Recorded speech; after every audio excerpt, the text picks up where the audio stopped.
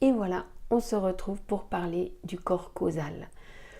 Donc le corps causal ici, il est représenté par ce corps-là qui, d'une certaine manière, pourrait très bien être infini. On peut dire que le corps causal, c'est l'univers, c'est la galaxie. On pourrait dire que c'est la dimension spirituelle. Ça pourrait être Dieu d'une certaine manière, c'est-à-dire cette énergie qui circule partout entre nous. Ce qui est important de voir, c'est que si on l'a vu au tout début, mais on peut le redire maintenant, vous le vivrez d'une manière différente. Mon corps éthérique n'est pas une petite couche autour de mon corps physique, mais au contraire, c'est comme quelque chose qui va du centre de mon être jusqu'à une quinzaine de centimètres autour du corps. De même manière, mon corps astral, du centre jusqu'à l'extérieur, et ainsi de suite. Ce qui veut dire que quand on arrive au corps causal, qui devrait être infini, alors on parle du centre jusqu'à la totalité. Donc on pourrait dire le corps causal, c'est cette vibration, cette énergie qui est dans tout, dans les objets, à l'intérieur de moi-même, c'est la totalité, c'est l'univers, c'est l'infini.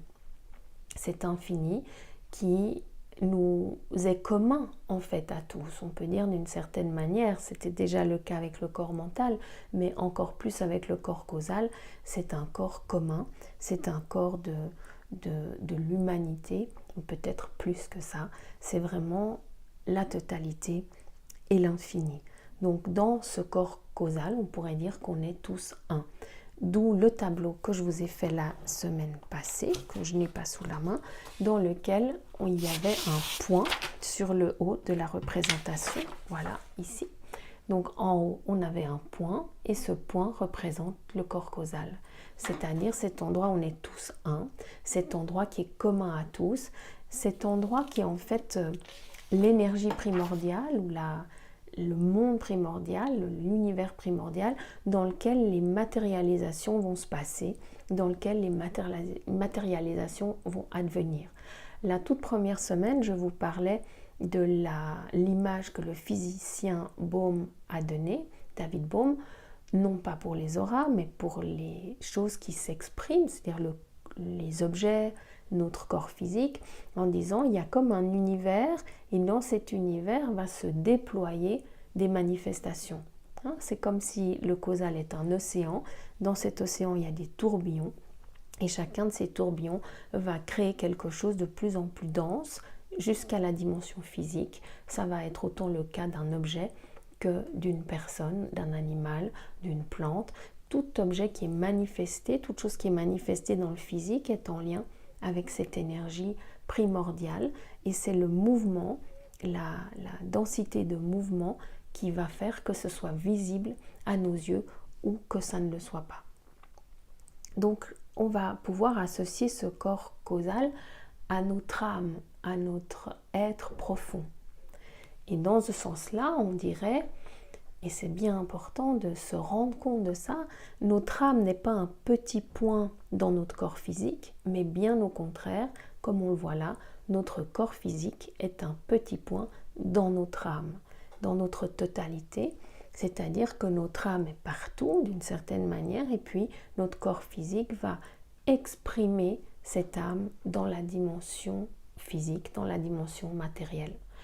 C'est pour cette raison que je vous ai dit dans la vidéo précédente, le corps physique, c'est comme les mains de mon corps causal. Mon corps causal, c'est mon âme, et mon corps physique, c'est ce qui me permet d'exprimer mon âme, d'exprimer mon être dans la matière.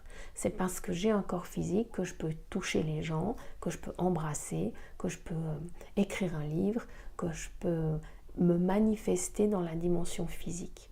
Et donc, c'est cette matérialisation de l'énergie que je suis qui va permettre, par cette densification, de créer des choses dans le monde. Donc on peut dire je suis comme une goutte de causal qui s'exprime au monde, comme une essence de l'être qui s'exprime au monde à travers les différentes matérialisations, à travers les différents plans de densification que sont d'abord mes vecteurs, ma légende personnelle, et puis la coloration que ça va prendre émotionnellement, et puis ensuite la représentation énergético-physique que ça va avoir dans la dimension quotidienne et qui va me permettre d'exprimer ce à quoi je suis connectée dans ma vie de tous les jours. Donc de cette manière-là, on peut comprendre que c'est important que je puisse m'aligner. Je vous disais la première semaine, il y a ce que je suis profondément et il y a ce que je vis et je veux m'aligner avec ce que je suis, avec mon être profond ou avec mon plus grand moi pour que ce que j'exprime au quotidien soit dans un alignement. Un alignement de mes valeurs, comme on l'a vu au corps mental, mais plus profondément que ça, un alignement avec mon essence ou avec mon être. Et c'est ce qu'on va appeler vivre dans le flow, être capable de se mettre dans le flow des choses pour pouvoir m'aligner, pour pouvoir avoir une authenticité et puis une cohérence entre mes différents plans. Une cohérence entre ce qu'il y a dans mon causal, dans mon essence, ce qu'il y a dans mes valeurs, dans mon besoin d'orientation, dans mon corps mental, ce qu'il y a dans mon astral, à travers mon émotionnel, à travers aussi l'endroit où je me suis incarnée, la famille où je me suis incarnée, et puis ce qu'il va avoir au niveau de mon physico-éthérique, dans ce que je suis maintenant. Et ça fait aussi partie dans ma personnalité. Et ce qu'on va vouloir, c'est aligner tous ces plans de mon être. Donc on ne veut pas séparer les plans causal comme étant spirituel et plus évolué et puis peut-être le corps physique comme étant plus vil ou moins intéressant, pas du tout. Ce qu'on veut, c'est prendre conscience que tous ces plans sont un peu comme les trous d'une flûte en fait, hein, les différentes notes d'une flûte, et puis je veux vraiment pouvoir faire jouer la mélodie de tous ces sons-là et sans du tout valoriser l'un ou l'autre. C'est l'entièreté de mon système quand il fonctionne en harmonie, quand il fonctionne en cohérence à travers toutes les couches, qui va me donner la possibilité d'exprimer mon essence dans la matière et qui va me permettre de l'exprimer de manière cohérente avec les différents plans de ce que je suis.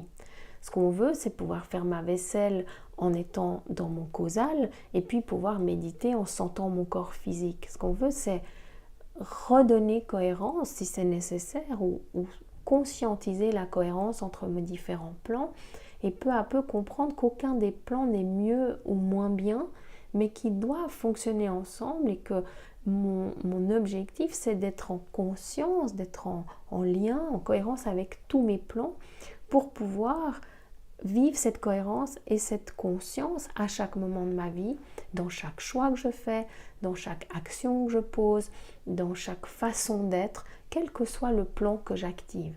Et à des moments dans ma vie, j'ai plus besoin d'être connectée avec un corps ou l'autre, à d'autres moments avec un autre. Mais je garde toujours la globalité. C'est comme si maintenant je pense à mes doigts de pied, ma tête ne disparaît pas. De la même manière, c'est pas parce que je suis centrée sur mon corps peut-être émotionnel ou sur mon corps physique que mon corps causal ne serait plus là. Ou c'est pas parce que je vais prendre vraiment conscience de mon corps causal que mon corps physique disparaîtrait. En fait, tout est toujours là et c'est la possibilité que j'ai de focuser ma conscience qui va me permettre de ne sentir que mon physique ou que mon astral, ou qui va me permettre d'agrandir ma perspective, d'agrandir ma perception pour avoir conscience de tous mes plans en même temps. Ce qui va me permettre d'être à la fois dans une émotion et dans une tranquillité. C'est comme si j'avais deux mains. J'ai une main en lien avec mon astral qui peut dire là je suis vraiment fâchée, je suis vraiment en souffrance. Et puis une main en lien avec mon corps mental qui va prendre conscience que la situation est bien plus que ça.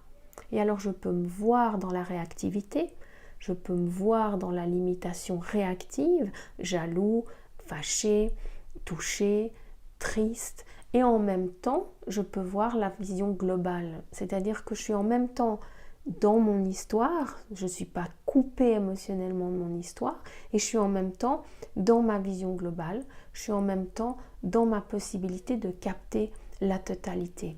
Et c'est ces deux dimensions en même temps que je suis capable d'activer sans me couper ni de l'une ni de l'autre. Et c'est ça qu'on veut retrouver, c'est cette capacité de vivre la globalité. Voilà, je vous retrouve dans la capsule suivante pour aller plus profondément dans ces différents termes ou dans ces différents aspects du corps causal.